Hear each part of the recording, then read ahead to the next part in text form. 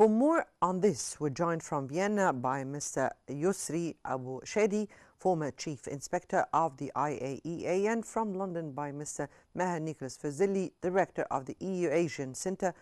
Good evening to you and welcome to In Depth. Let me start by Mr. Nicholas. And Mr. Nicholas, the IAEA Board of Governors has demanded Iran immediately disclose its enriched uranium stockpile and the status of sites bombed in June.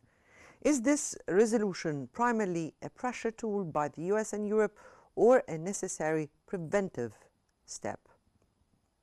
I'm delighted to join you today. To make a long story short, I think here geography matters, right? So it's called the IAEA.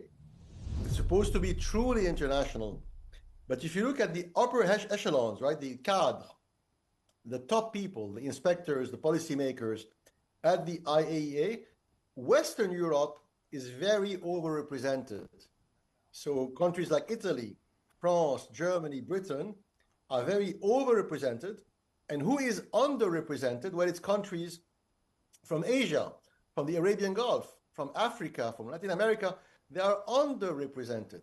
So when the IAEA, with all due respect, when they speak primarily in the name of NATO member states, to make a long story short, from Western Europe and North America. So what I'm coming at is they're not neutral. And I'm not saying this to defend the Iranian government, because I have absolutely no sympathy at all for the Iranian government, but I'm trying to be objective and neutral here.